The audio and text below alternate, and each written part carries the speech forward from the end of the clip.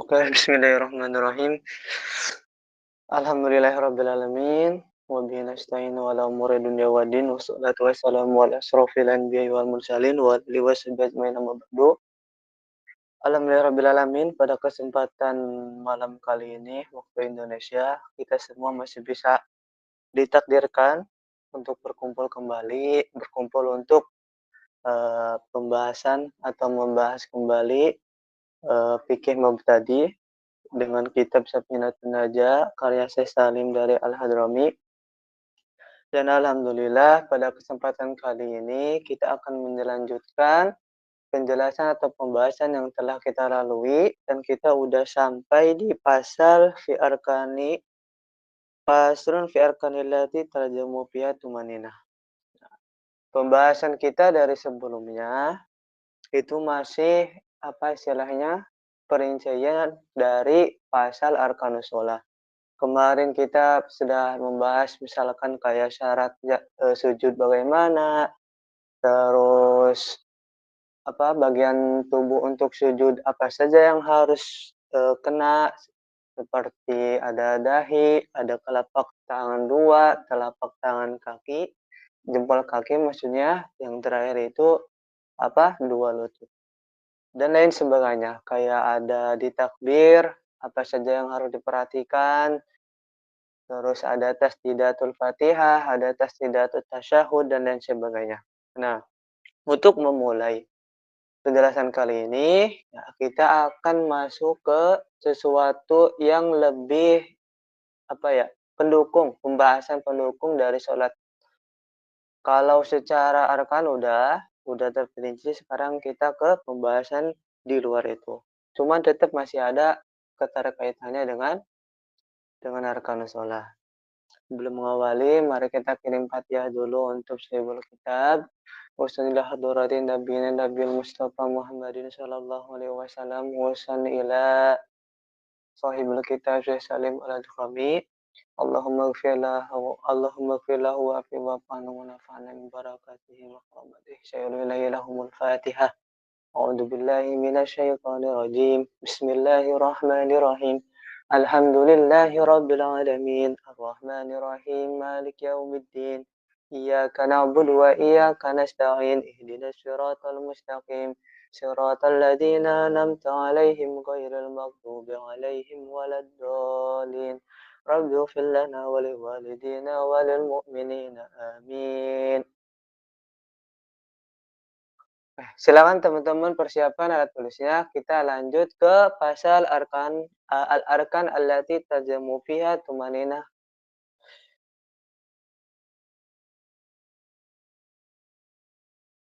Bismillahirrahmanirrahim. Faslun fi arkanillati tajamu fiha tumaninah. Dalam pasal pertama kali ini itu kita akan menjelaskan apa? Tempat tumaninah dalam arkanus shalah. Nah, ada berapa? Al-arkanu allati taljamu fiha tumanina arba'ah. Rukun-rukun yang di dalamnya ada tumanina itu dalam sholat, menurut kitab Safinatun Najah, madhab Syafi'i itu ada 4. Yang pertama ar-ruku. Nah, udah pasti itu ar-ruku. Ketika kita ruku itu tidak boleh cepat. Nanti di bawah ada tuh. Bisa dilihat at-tumanina sukunun ba'da harakah bihaitsu yastaqiru kullu udwin mahalatu biqadri subhanallah. Jadi tumanina itu apa? Sukunu ba'dal harakah. Berhenti sejenak setelah kita bergerak. Bergerak dari apa? Dari setiap rukunnya. Bihaitsu yastaqi apa? Bihaitsu ada di bihaitsu yastaqimu kullu udwin mahalu biqadr. Jadi dari arah yang mana ketika kita badan kita bergerak itu kurang lebih apa mahalul biqadrin subhanallah. Jadi waktunya itu dengan miqdar subhanallah. Kita mengucapkan subhanallah, nah itu bisa diukur sebagai waktu tumanina. Nah, dalam ruku juga seperti itu. Kan ada bacaan ruku tuh kan lebih panjang tasbihnya. Nah, tapi sebenarnya minimalnya dalam ruku itu mengucapkan subhanallah dalam tasbih, dan itu sudah termasuk apa istilahnya sesuai apa yang disebut dengan tumanin. Yang kedua apa? ada al-i'tidal. Nah, itu tidak boleh cepat juga. Terkadang kan kalau kita lihat anak kecil sholat tuh, dari ruku, i'tidal, sampai sujud itu cepet, kayak loncat-loncat istilahnya. Apa, terlalu cepat, tidak ada tumanina, nah itu nggak boleh. Terlebih kalau di kitab Safinah itu, tumanina itu masuk ke dalam rukun rukun sholat. Jadi kalau ditinggalkan maka akan membatalkan membatalkan sholat. Terus yang ketiga as-sujud, udah pasti, sujud juga ada tumaninah. Terus al-julus baina sajdatain, yaitu duduk di antara dua sujud. Itu juga harus ada tumaninah. Jadi dua sujudnya jangan terlalu kecepatan. Nah itu tumaninah ya, pengertian tumaninah tadi udah saya jelasin, insyaallah teman-teman semua pada paham. Itu teman-teman, ini pasal yang pertama sangat singkat dan sangat ringkas, dan insyaallah teman-teman juga mudah untuk menangkap pembahasan di pasal ini. Kita lanjut ke pasal selanjutnya. Nah, faslun asbabus sujudi sahwi. Asbabus sujudi sahwi arba. Pasal yang kedua pada kesempatan kali ini yaitu menjelaskan tentang apa sih penyebab yang membuat kita harus melakukan sujud sahwi. Di sini tuliskan ada berapa? Ada arba'ah, ada 4. Yang pertama apa? Al-awwal tarku ba'di min ab'adis shalah au ba'dil ba'd. Maksudnya yaitu meninggalkan eh sunnah ab'ad dari sunnah ab'ad dalam sholat. Itu. Apa aja sih sunnah ab'ad itu? Nanti di bawah ada. Terus as-sani fi'lu ma yubtilu amduhu wa la yubtilu sahwuhu idza fa'alu nasiyan. Yang kedua itu ketika kita istilahnya mengerjakan sesuatu pekerjaan yang mana itu dapat membatalkan, tapi dalam keadaan lupa. Jadi kita sedang sholat tiba-tiba melakukan suatu pekerjaan yang sekiranya dikatakan bisa membatalkan sholat tapi tidak disengaja. Nah itu. Terus yang ketiga as-salis naqlu ruknin qawli ghairi mahalihi. Nah, ini yang ketiga itu istilah cakapnya mah salah baca doa. Kayak rukun qauli nggak disimpan dalam tempatnya. Contoh rukun qauli berarti kan kayak surat Al-Fatihah. Nah, itu harus dibacakan ketika berdiri misalkan. Sebelum kita melakukan rukun, tiba-tiba kita istilahnya memindahkan rukun qauli di tempat yang lain bukan pada tempatnya. Nah, itu juga harus sujud sahwi. Terus ar-rabi yaqa'u rukni fi'li ma ihtimalil ziyadah. Yang keempat itu ketika mengerjakan mengerjakan rukun fi'il. Kalau tadi kan memindahkan rukun qauli. Sekarang iqa'u ruknul fi'li ma ihtimalil ziyadah. Jadi kayak kita mengerjakan rukun fi'li kayak seperti itu. Rukun fi'li itu sujud, ruku, apa tadi, tumanina dan sebagainya. Namun, ma'ihtimali jada, ada kemungkinan kita tuh melebihkan. Contohnya seperti misalkan kita ragu-ragu akan sholat kita, maka kita kan ada dianjurkan untuk menambahkan rakaat sholat. Nah, nanti diakhiri di sholat itu menggunakan sujud sahwi. Itu teman-teman. Jadi kesimpulannya di pasal yang kedua, penyebab kita melakukan sujud sahwi itu ada 4. Tapi yang sering terjadi itu biasanya di kalangan kita itu cuma 2, yaitu tertinggalnya sunnah abad sama yang keempat iqa'u fi'li ma ihtimal ziyadah. Seperti misalkan ketinggalan kunut, terus ketinggalan tasyahud awal, terus kayak tadi lupa rakaat. Nah, itu kan yang sering benar-benar terjadi di kalangan kita. Maka kita harus wajib melakukan sujud sahwi.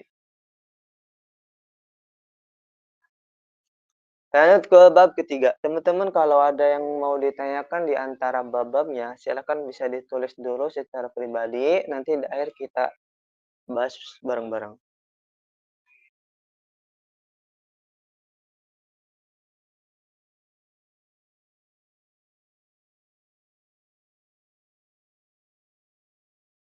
Nah, sekarang ngejelasin yang sunnah abad. Faslun fi ab'adis shalah, ab'adus shalah sab'atun. Pasal yang ketiga ini di kesempatan kali ini yaitu tentang menjelaskan sunnah-sunnah ab'ad dalam salat. Ab'adus shalah sab'ah. Sunnah ab'ad, sunnah ab'ad dalam salat itu ada 7. Al-awwal at-tasyahud awal. Yang pertama itu tasyahud awal seperti yang saya katakan tadi di awal.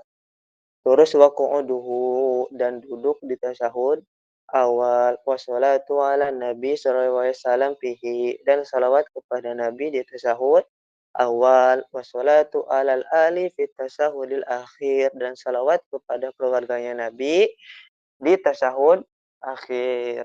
Terus wal kunut wa qiyamu. Yang selanjutnya yaitu kunut dan berdiri ketika kunutnya. Terus wassalatu wassalamu ala nabi sallallahu alaihi wasallam wa alihi wasallam. Dan salawat kepada salam atas Nabi Muhammad untuk keluarganya dalam apa? Dalam ketika sholat, dalam keadaan kunut itu kan ada tuh di doa kunut itu salawat pada Nabi ya. Nah itu termasuk dari sunnah ab'ad. Nah, jadi secara singkatnya sebenarnya ini teman-teman tinggal nangkep dua saja, yaitu tasyahud awal dan kunut.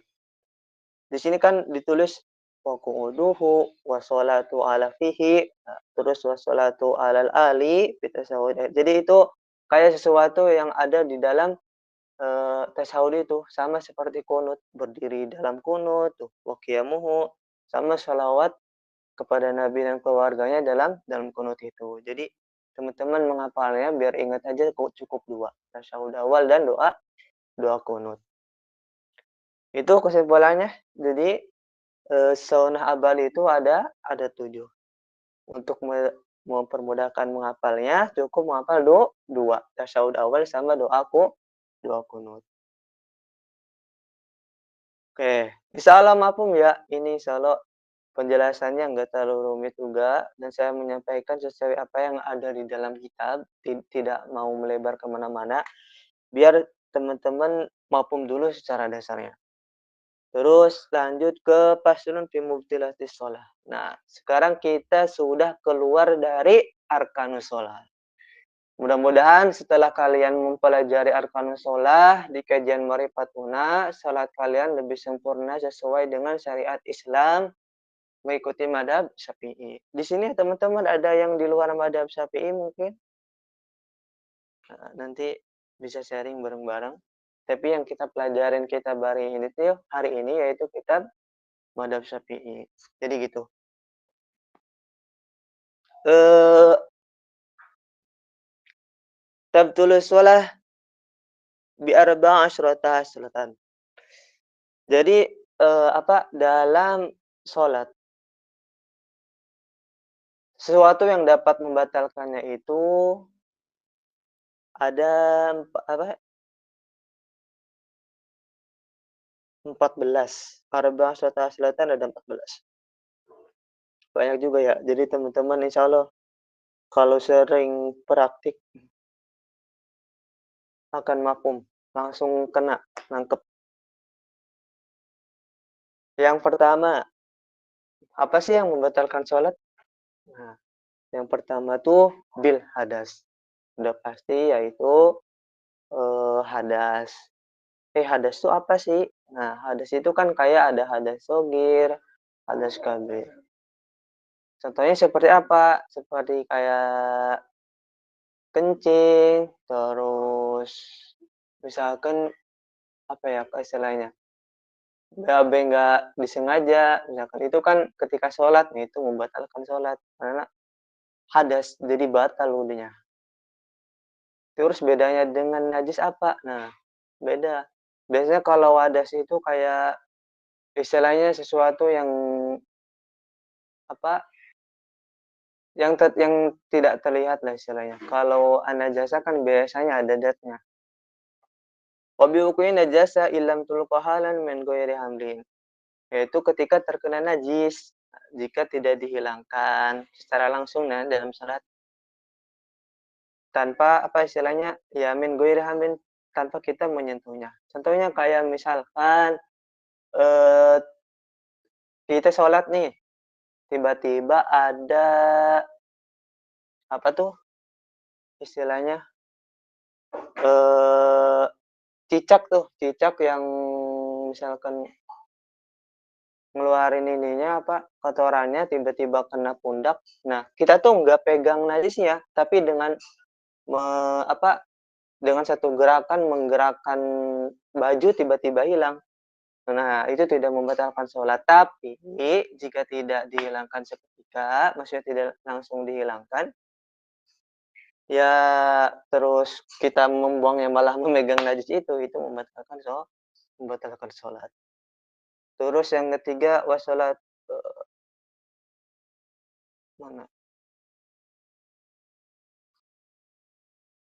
Wankishafil aurah ilam tustar halan. Nah, yang ketiga itu terbukanya aurat. Ilam tustar halan. Nah, sama. Jika tidak langsung ditutup. Kadang nih, saya pernah kayak melihat di misalkan lagi perjalanan terus sholat di pinggir jalan, maksudnya di SPBU kayak gitu kan kalau di Indonesia itu kan ada musola. Kadang ada laki-laki yang sholat menggunakan apa ini kolor tapi sedikit menutupi ininya, lututnya. Itu boleh-boleh saja, namun kan secara adab fikih kan tidak terlalu baik. Tapi ketika terlihat lututnya, maka harus langsung ditutup lagi. Nggak boleh dibiarin ya, karena ketika terbuka aurat dan tanpa ditutup seketika atau langsung, maka itu akan membatalkan sholat. Terus wanutki biharfaini au harfin mubhimin amdan. Itu mengucapkan dua huruf atau satu huruf yang memberikan pemahaman. Contoh kan kalau di Indonesia, kalau di Arabnya itu kan banyak huruf, satu huruf, dua huruf yang memberikan pemahaman. Contoh, nih satu apa, contoh kalimat la, la, kalau di Indonesia kan di Arab kan la, itu kan bermakna tidak kan, dan kita paham dengan kalimat la itu, maka itu membatalkan sholat. Terus, eee, wabil mufattiri amdan, yaitu ketika makan makan, amdan disengaja, gitu. Terus wal aklil katsiri nasiyan, dan makan yang banyak walaupun dalam keadaan nasiyan, keadaan lupa. Terus wa salasi harakatin mutawaliyat walau sahwa, yaitu apa, bergerak dengan 3 gerakan walaupun dalam keadaan lupa. Kayak misalkan ada pria yang menggunakan peci misalkan 3 kali terus benerin peci tanpa ada sebab apapun, nah itu dapat membatalkan sholat. Atau misalkan perempuan yang sholat benerin mukena terus, nah itu membatalkan sholat. Terus wal wasbati al faisyah wa darabah al mufritah. Terus yang ini yaitu kayak sesuatu yang dapat merusak sholat. Ya contoh kayak misalkan, melompat, terus memukul, dan lain sebagainya lah. Terus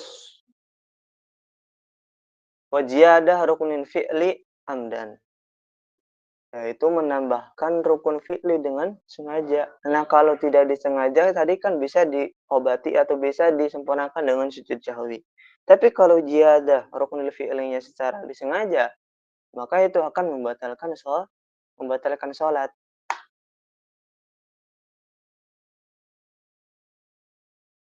Terus wa taqaddumi ala imamihi bi ruknaini fi'laini. Yaitu ini ketika kita berjamaah, terus kita melalui imam nih dengan ukuran dua rukun. Nah, itu akan membatalkan kita sebagai makmum imam sebagai makmum yang berjamaah dengan imam. Jadi kalau berjamaah itu kita harus benar-benar mengikuti setiap gerakan satu-satu secara bertahap sesuai gerakan imam. Kalau melebihi dari dua rukun itu akan membatalkan sholat. Terus wa takhallub bihima bi ghairi yaitu tanpa istilahnya ya meninggalkan ruknain fi'lain imam ini tanpa ada alasan, tanpa ada udzur. Tapi kalau kita misalkan kita berjamaah, misalkan tiba-tiba teringat sesuatu yang membahayakan, maka kita bisa niat memisahkan diri di salatnya dengan imam, maka itu tidak membatalkan sholat. Tapi ya jadinya tidak berjamaah. Terus wa niyatu qat'is shalah. Selanjutnya yaitu niat menghentikan sholat. Itu pasti membatalkan. Terus wa taliqatiha bisyai'in. Ataupun kita menta'alukan sholat dengan sesuatu yang lain. Contoh misalkan teman-teman, saya akan berhenti sholatnya ketika hujan karena mau ngangkat jemuran. Nah, ketika udah menta'alukan sholat dengan hal itu, maka ya batal sholatnya. Gitu. Ketika hujannya datang, ya udah sholatnya akan batal. Terus wa taraddudi fi keraguan dalam menghentikan sholat. Ini berhenti nggak ya? Ini terusin nggak ya? Itu hujan loh. Itu kalau udah ada keraguan antara menghentikan sholat atau diteruskan sholatnya, itu udah pasti berhenti sholatnya alias batal. Gitulah. Ini bab di faslun fi mubtilatis shalah. Kalau ada pertanyaan teman-teman bisa disiapkan dulu secara pribadi, nanti kita bahas bareng-bareng. Jadi segala kesimpulannya nanti teman-teman bisa baca sendiri untuk murojaah. Intinya yang membatalkan salat di kitab Safinatun Najah ini yang dijelaskan dalam pasal ini pasal ke-19. Itu ada 14. Kita lanjut ke faslun fima taljamu fihi niyatul imamah. Kita akan membahas di pasal ini kapan istilahnya seorang itu berniat sebagai imam dalam sholat, tetap dalam sholat. Alladhi yaljamu fihi niyatul imamah arba. Yang menjadikan wajib dalam sholat itu niat sebagai imam itu ada 4. Yang pertama al-jum'ah, yaitu sholat Jumat. Menjadi imam sholat Jumat maksudnya. Terus wal mu'ada, yaitu sholat yang diulang, yaitu ya ada sholat yang diulang. Terus wal mandurah jamaah. Terus ketika si imam itu, seorang yang pengen jadi imam itu bernadar melakukan sholat berjamaah. Terus wal mutaqaddimah fil matar. Yaitu ketika imam sholat jamaah takdim dengan sebab fil matar, dengan sebab hujan. Gitu. Jadi kewajiban seseorang meniatkan harus harus meniatkan dirinya menjadi seorang imam itu ada empat tempat. Jadi nggak boleh nggak, harus niat menjadi imam. Itu teman-teman kalau belum mafhum ditulis apa ya, tulis aja ya yang belum mafhumnya di mana. Terus lanjut ke faslun fi syurutil qudwah.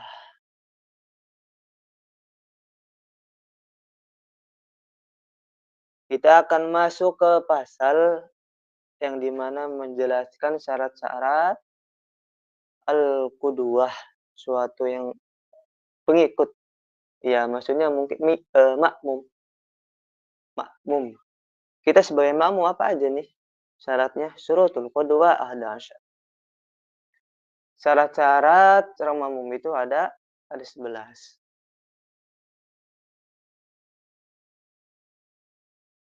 Alla ya'lama butlana sholati imamihi bi'adasin aw ghairi. Kita sebagai makmum itu tidak mengetahui apa? Batalnya salat imam dengan sebab batas atau yang lainnya. Gitu. Jadi ketika misalkan kita lagi berjamaah nih, tapi kita tuh nggak tahu. Nah kan alla ya'lam butlana kita nggak tahu ini imam tuh beradas nggak ya? Batal nggak ya salatnya? Nah, maka kita tetap harus mengikuti imam tersebut. Gitu. Terus wa alla ya'taqida wujuba qada'iha alaihi. Terus tidak meyakini bahwa imam itu apa? Imam mengqadha salat.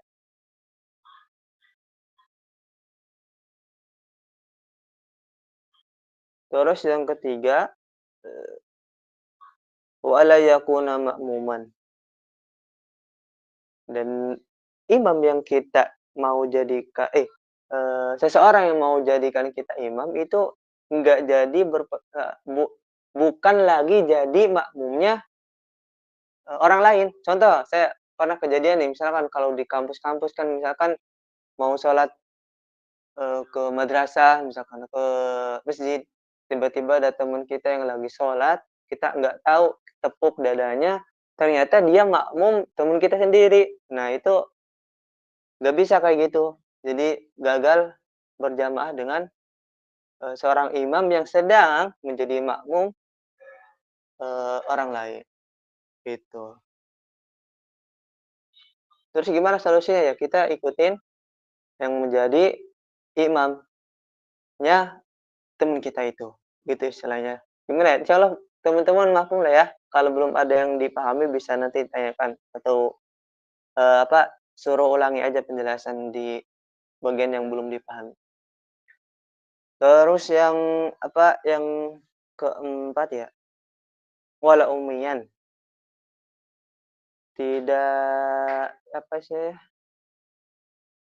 tidak buta, tidak buta huruf umiyan, umiyun. Umi itu kan ya kayak gak bisa ini, gak bisa baca istilahnya. Nah itu tidak dianjurkan untuk jadi seorang imam kita dalam sholat. Terus wa alla yataqaddama alaihi fil mauqif. Dan kita sebagai makmum tidak melebihi tempatnya imam. Alaihi fil iya, kita tidak boleh melebihi tempatnya imam. Apalagi di depan imam, itu malah imamnya kita gitu. Wa ayya'lama intaqalat imamihi. Terus kita berada di imam dan makmum itu ada di satu tempat. Bukan. Wa ya'lamu intaqalat imamihi, masih yang sebelumnya ini. Maksud di sini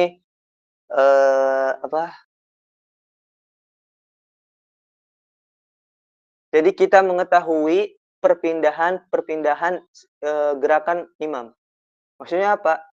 Jadi ketika imam ruku ya ikut ruku. Kita jangan melawan gerakan imam. Terus wa ayyajtami'a fi masjid. Nah, baru kita kumpul di satu tempat yang sama, maksudnya di masjid yang satu itu. Kita nggak boleh imamnya di masjid ini, kita di mana, gitu. Itu nggak bisa jadi salat berjamaah dan kita tidak ada syarat untuk mengikuti imam. Terus wa yatawaffaqa dadmu sholatihima. Dan apa istilahnya,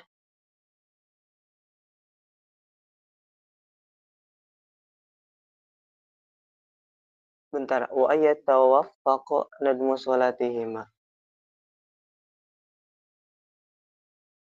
Bentar, saya ini dulu, saya belum mengerti dadmu sholatihima.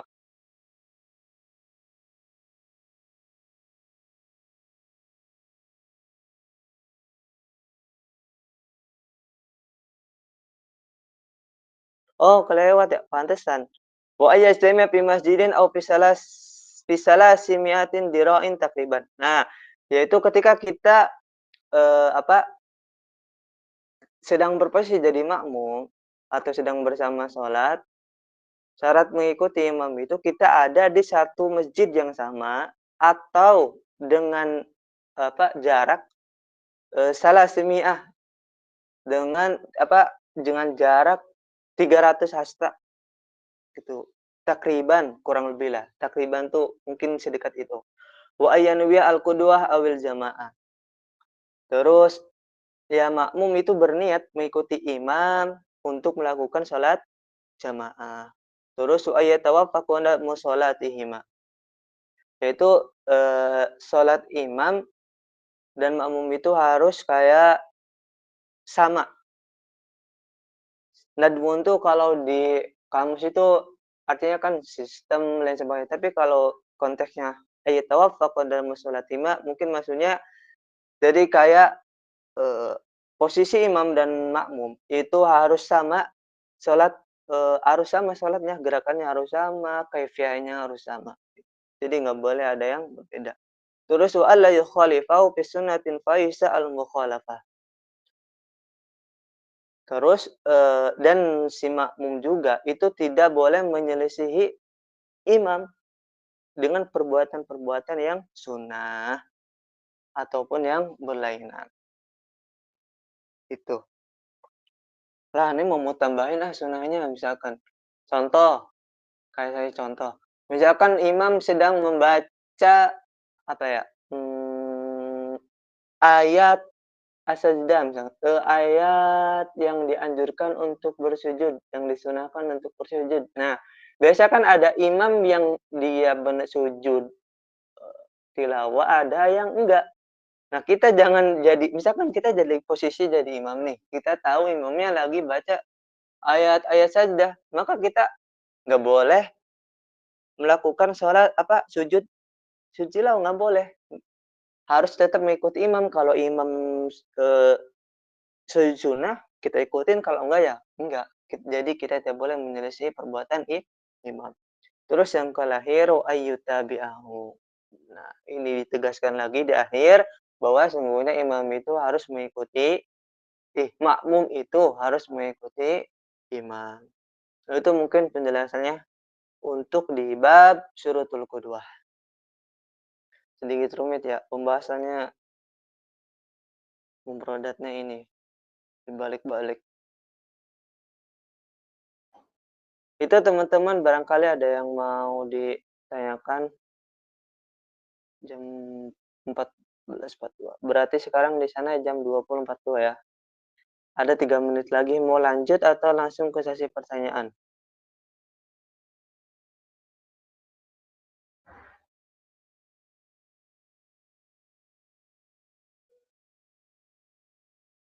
Ada nih satu aja ya, satu lagi terakhir di halaman 46. Faslun fi suwaril qudwah. Pasal terakhir ini di kesempatan kali ini itu akan menjelaskan tentang kayak model berjamaah yang sah dalam sholat menurut mazhab Syafi'i dengan kitab Safinatun Najm.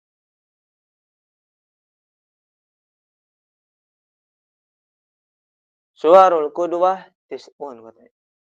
Gambaran, model berjamaah istilahnya itu ada 9. Tasihu fi khamsin. Jadi al-qudwah yang sah itu ada 5. Qudwati rajulin birrajul, yaitu laki-laki mengikuti laki-laki, maksudnya imamnya laki-laki, makmumnya juga laki-laki. Terus wa qudwati imra'ati birrajul. Terus perempuan mengikuti laki-laki. Imra'ahnya jadi makmum, rajulnya jadi imam. Yang ketiga wa qudwati husna birrajul. Terus husna tuh bukan husna, khunsa. Itu tuh kalau istilah kita mohon maaf ya, banci lah. Khunsa tuh banci. Jadi banci mengikuti laki-laki. Itu wa qudwatin hunsa birajul. Terus wa qudwatin imra'ah bihunsa. Yaitu eh, yang imro'ahnya jadi makmum, terus bancinya jadi imam. Nah, itu sah katanya. Ya emang sah kan banci namanya juga. Tetap kodratnya menjadi rajul. Terus wa qudwati imro'ah bi imro'ah. Yaitu ketika makmumnya jadi imro'ah, imamnya juga imro'ah, perempuan. Nah, itu apa suarul qudwah yang sah. Ada berapa? Ada 5. Terus yang tidak sah berapa? Wa tabtulu fi arba'in. Dan yang tidak sah itu ada 4. Qudwatu rajul bimro'ah. Nah, ketika makmumnya rajul, imamnya imro'ah gitu. Gitu nggak boleh. Ketika makmumnya laki-laki, sedangkan imamnya perempuan. Terus wa qudwatu rajul bihunsa. Ketika makmumnya laki-laki, terus imamnya hunsa. Nah, itu nggak boleh. Walaupun sama-sama rajul, tapi posisinya berbeda. Terus wa qudwati hunsa bimro'ah. Yaitu ketika makmumnya hunsa, banci tadi, imamnya imro'ah itu nggak boleh, batal, nggak salah istilahnya. Terus yang terakhir, wa qudwatin hunsa bihunsa. Nggak sah ternyata tuh, ketika banci sholat dengan banci lagi. Nanti saya pelajarin ini, saya baru istilahnya mengulang kembali, ternyata ada pembahasan di Safinah tentang hunsa bin hunsa. Insya Allah nanti kalau ada kesempatan waktu saya jelaskan kenapa banci bisa jadi pembahasan terperinci dalam suwarul qudwah. Itu mungkin pertemuan kali ini teman-teman semua, pembahasannya dari tadi bab apa tadi? Pertama